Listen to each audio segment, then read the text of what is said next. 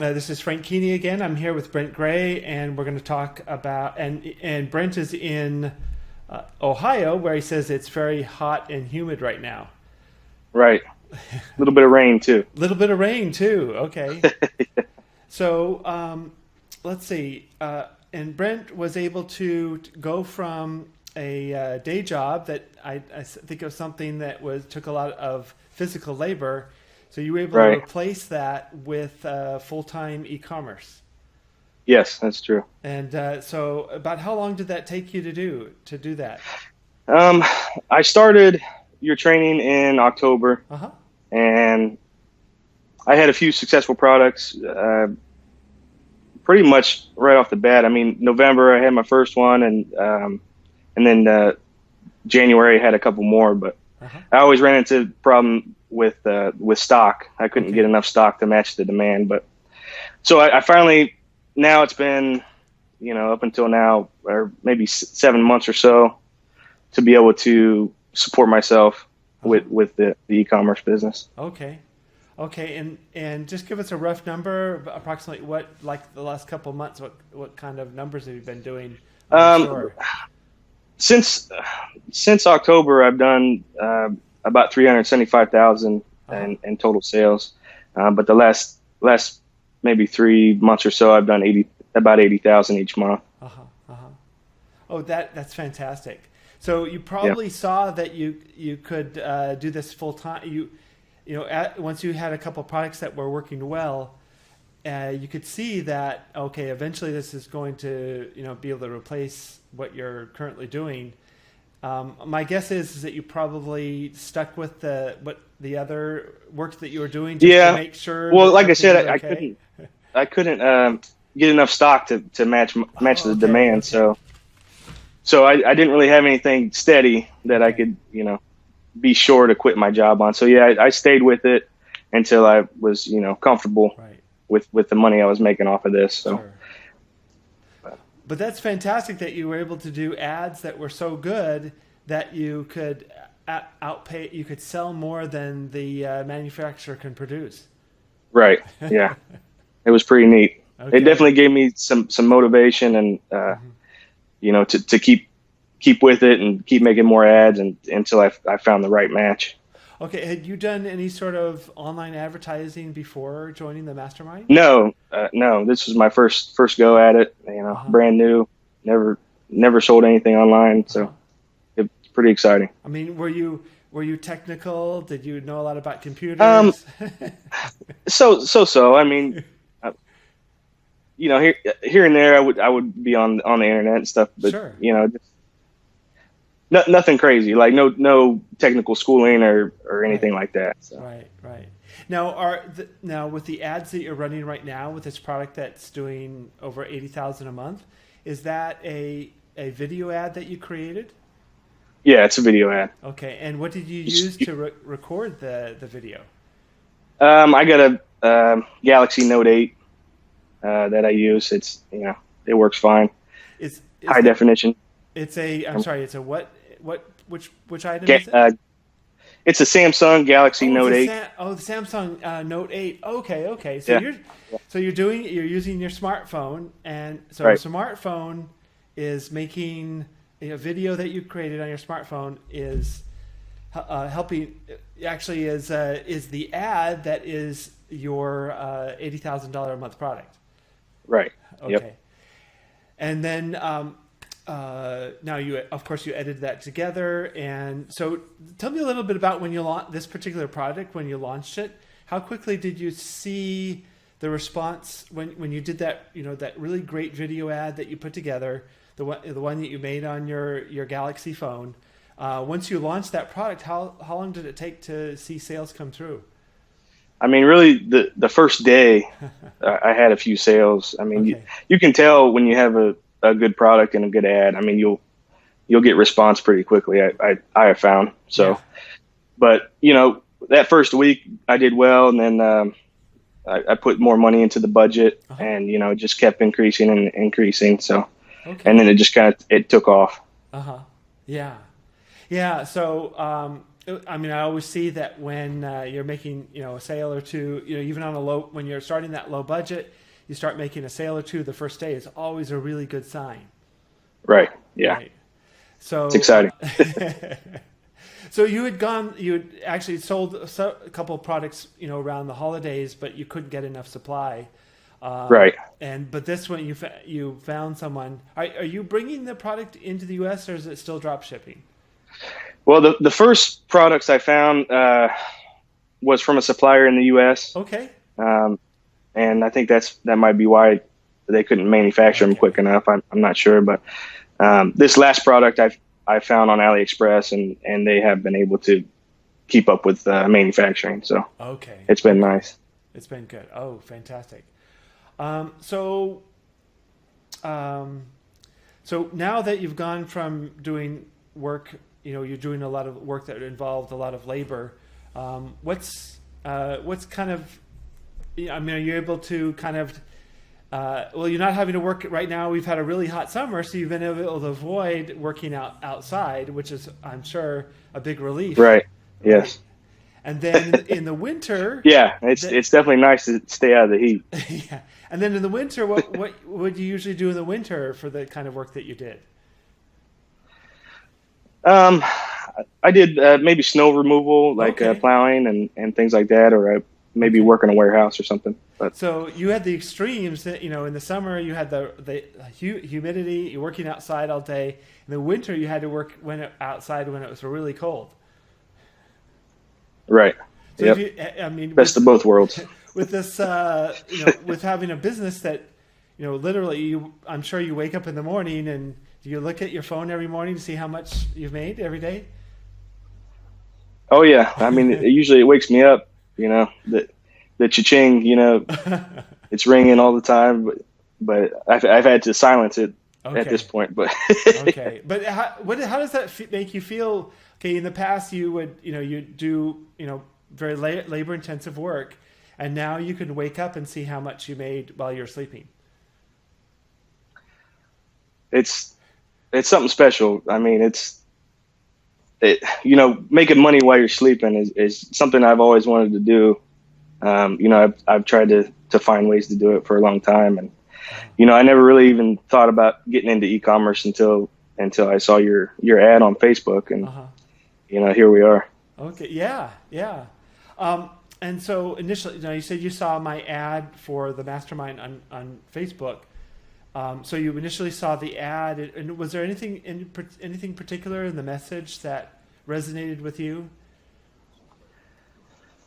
That you you were just kind of down to earth, and you seemed like you knew what you were talking about, and it just kind of stuck with me. You have all these other guys on Facebook with their ads, and they're leaning on their Ferraris and Lamborghinis and things like that, and standing next to their mansions, and you just kind of were straightforward and to the point, so it just kind of stuck with me. Oh, thanks for saying that. Yeah. Okay. So, what do you remember from the very beginning when you first started? What was like the first foundational steps that we went through that you implemented that seemed to really make a difference? I mean, really, the first thing is finding some products, doing product research, and getting some things coming in, and testing out, what's coming in, and seeing what you like and what you don't like, and I could send you some ideas, and you would tell me yay or nay, and I would just kind of go from there. But other than that, I mean, getting the website set up too, with your videos that you provide is it's super easy. You can just watch what you're doing and then copy it onto your Shopify site and get your website up and running within a day. All right. And so now you mentioned bringing products in. So obviously you need to have the product in your hands to be able to make a video ad for it. kind of give us an idea approximately. I mean, I'm sure that you ran ads for some products and they just didn't work. So, I'm not sure how many. I don't know how many products you tested, but what was your ratio? How many would fail before you found a success? Tell us a little bit about that testing process. Well, when I first started in October, I probably did maybe 2 or 3 ads before I got something to really catch on. Okay. And I don't know if it was the ad or just it might have been just a bad product and, it wasn't drawing enough interest. Mm-hmm. But, I think the third product I tested really kicked off, and, it might have had something to do with the holiday season too, but just trial and error and getting the right scenes in the right places, displaying the product in the first few seconds of your ad, making sure you display it correctly. Right. So the things that you're selling right now, are they something that you're passionate about, like a hobby or an interest, or you just pick things out that you think will sell? I started out that way. Doing things that I was interested in.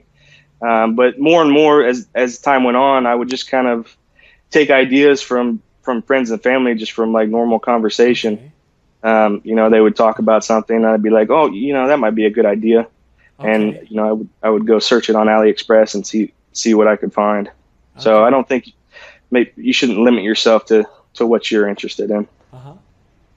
Right. Yeah. That's very interesting. So you in your daily life, you're looking for potential opportunities and inspiration for products that could do something for people, and then you just go on AliExpress and or wherever you go to find the products and find something that that fits that. Yeah. Yep. Yeah.